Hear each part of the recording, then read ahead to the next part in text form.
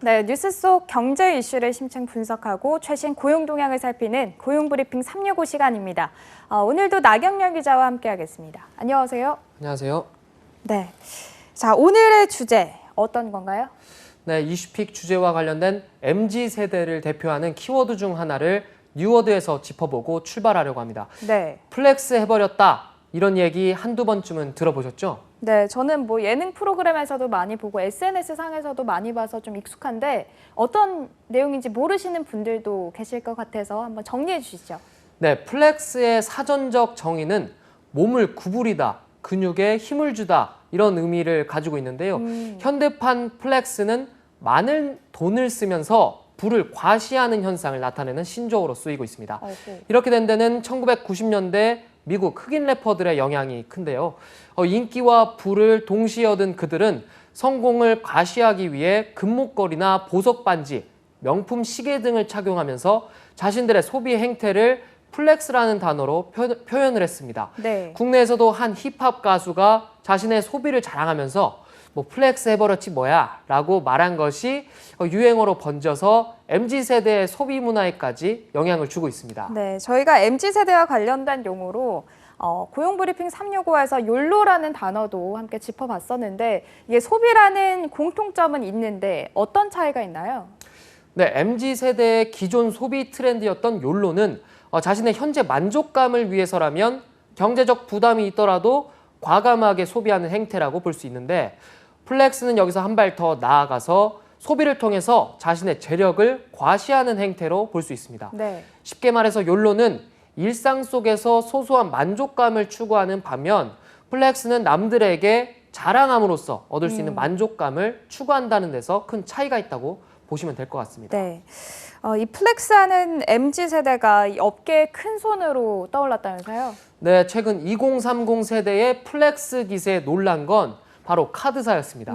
일부 카드사가 프리미엄 카드를 내놨는데 20대에서 30대 신청자가 대거 몰렸기 때문입니다. 네. 일반적으로 프리미엄 카드는 카드 제작에 드는 비용을 별도로 요구하기도 하고 연회비도 굉장히 높기 때문에 경제적 여유가 있는 중장년층 고객을 타깃으로 하는데요. 연회비도 30만 원의 신용카드를 발급받은 고객 중에서 2030 세대가 전체 71%를 차지했다고 합니다. 카드사 관계자는 자주 지갑에서 꺼내 보이는 신용카드가 젊은 층의 플렉스 수단이 되는 것이라고 설명했습니다. 네. 나 이렇게 비싼 연회비 카드 쓰는 사람이야. 이런 플렉스를 또 하는 거군요. 네. 사실 상황이 이러면 유통업계에서는 2030 세대를 공략할 수밖에 없을 것 같은데요. 네, 그렇죠. 코로나19 사태가 반년 넘게 지속되면서 유통산업 전반으로 피해가 확산되고 있는 가운데 유독 2030 세대의 관심이 높은 분야에서 많은 기록적인 성장세를 이어가고 있기 때문입니다. 대표적인 분야가 명품 시장입니다. 불황과 코로나19 여파로 패션, 잡화 시장이 잔뜩 움츠렸지만 명품 시장만큼은 30%가 넘는 고성장세를 유지하면서 승승장구 중입니다. 업계 일각에선 국내 2030 세대의 구매력이 높아지면서 글로벌 명품 브랜드에서도 한국 시장에 대한 재평가에 나서고 있다는 말까지 나올 정도입니다. 네, 불황 때마다 이렇게 명품 시장만은 굳건하다 보니까 불황의 무풍지대다라는 비유까지 있을 정도인데요. 이 코로나 사태 속의 명품 시장의 성장세 어느 정도인가요? 네, 산업통상자원부에 따르면 올 상반기 주요 백화점 명품 매출은 지난해 대비해서 9.2% 증가했습니다. 올해 코로나19 타격으로 백화점 전체 매출이 14.2% 감소한 상황에서 나홀로 10%대에 육박하는 성장률을 보인 건데요. 명품의 인기는 주요 백화점의 실적에도 고스란히 반영됐습니다. 각 백화점의 명품 매출액 성장률을 보면 11%에서 21%까지 상승한 상황입니다. 2030 젊은 세대들의 빠른 유입과 코로나19로 인한 소비 양극화가 외려 소비 시장 규모를 빠르게 키우고 있다는 게 전문가들 분석입니다. 네. 코로나 때문에 경기가 어렵다 해도 이 명품 시장의 매출은 증가했다는 부분은 굉장히 또 신기한 부분이에요. 네, 그렇습니다. 글로벌 명품 브랜드들도 앞다퉈서 국내 2030 고객 유치에 나서고 있습니다. 신제품 출시를 국내에서 처음 진행하기도 하고요. 과감한 디자인으로 젊은 층 구애에 나서기도 합니다. 또 광고 모델로 젊은 층에게 인기 있는 아이돌, 프로게이머를 쓰고도 있는데요. 또 백화점 업계에 손잡고 매장을 늘리거나 온라인 상품 판매에도 힘을 쓰고 있습니다. 특히 홈쇼핑에서도 2030 세대의 명품 수요가 더 뚜렷해졌는데요. 네. 그래서 2030 세대 맞춤형 트렌디한 명품을 선보이는 심야 명품 브랜드 방송을 앞다퉈서 편성하고 있습니다. 뭐 지금 2030의 존재감은 뭐 카드사, 명품 시장에 대해서 이야기를 해주셨는데 이 수입차 시장에서도 그 존재감이 장난이 아니라고요? 네, 한국 수입자동차협회에 따르면 올해 상반기에 수입차를 구매한 개인 고객 8만 195명 중에 37%가 10대부터 30대였다고 합니다.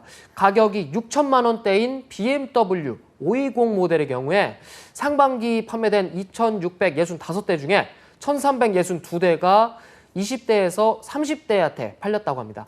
이렇게 구매한 수입차는 SNS상에서 큰 자랑거리가 되는데요. 플렉스, 욜로 등을 검색하면 자신이 구입한 수입차를 전시하듯이 인증사진을 올린 게시물을 쉽게 찾아볼 수 있습니다. 그런데요, 이 원래 MZ세대 소비 트렌드를 나타내는 신조어 가운데 저희가 가심비라는 신조어도 한번 짚어본 적이 있었는데 이게 플렉스랑은 굉장히 좀 극과 극 아닌가요? 네, 그렇습니다. MZ세대는 가격 대비 마음의 만족도를 추구하는 가심비를 추구하는데 이들이 어떻게 플렉스에 열광하게 됐는지 역설적으로 보이기도 하는데요. 네. 애초에 플렉스는 충분히 가치가 있다고 생각하면 기꺼이 돈을 더 지불하는 가심비에서 출발했다고 보면 될 것 같습니다. 가심비만 충족해 준다면 플렉스할 대상은 무궁무진합니다. 명품이 아니라 소소한 즐거움 역시 플렉스에 들어가는데요. 네. 실제로 한 사이트의 설문조사에서 플렉스하는 이유에 대해 자기 만족이 중요해서라는 답변이 과반을 넘었다고 합니다. 네, 어떻게 보면 이 플렉스 현상의 완성은 SNS에 올리는 것이다라는 생각이 들 정도로 온라인상에서 굉장히 뜨겁죠. 네, 맞습니다. 데일리, 플렉스 엣지 뭐야 이런 해시태그를 한 게시물들을 굉장히 많이 찾아볼 수 있는데요. 특히 플렉스는 유튜브 문화와 결합돼 일종의 소비놀이로 자리를 잡았습니다. 유튜브에서 플렉스로 검색하면 유튜버들이 운영하는 채널 영상과 명품을 수십 개씩 구매한 다음에 이를 평가하는 명품 하울이란 제목의 영상이 많은데 이런 인기를 증명합니다. 하지만 일부 유튜버들이 구독자를 끌어모으기 위해서 자극적인 플렉스 소비를 보여줘 논란이 되기도 했습니다. 네, 반면에 보면은 말씀하신 그런 유튜브나 SNS를 보면서 오히려 상대적 박탈감을 느끼는 사람들도 많다고 하더라고요. 네, 2030 세대 2명 가운데 1명은 플렉스를 좋아한다고 답변을 했는데요. 부정적인 답변도 그만큼 많았습니다. 플렉스 소비를 부정적으로 생각하는 응답자 중에서 과소비를 조장한다고 생각해서 라는 이유가 첫 번째로 꼽혔고요. 이어서 허황된 꿈을 갖게 해서 또 상대적 박탈감을 느끼게 해서라는 의견들도 많이 나왔습니다. 네. 플렉스 문화가 한편으로는 상대적 박탈감을 조장할 수 있다는 점에서 조심스러운 면도 있지만요. 당분간은 이런 플렉스 소비 문화는 지속될 것으로 보입니다. 네, 이 플렉스 문화에 주목할 만한 점이 또 하나 있습니다. 소비가 아닌 기부로 플렉스를 하는 이들의 소식도 많이 들려오고 있는데요. 여러분은 어떤 플렉스를 즐기고 계신가요? 자, 오늘도 나경야 기자와 함께했습니다. 고맙습니다. 고맙습니다. 네, 지금까지 고용브리핑 365였습니다.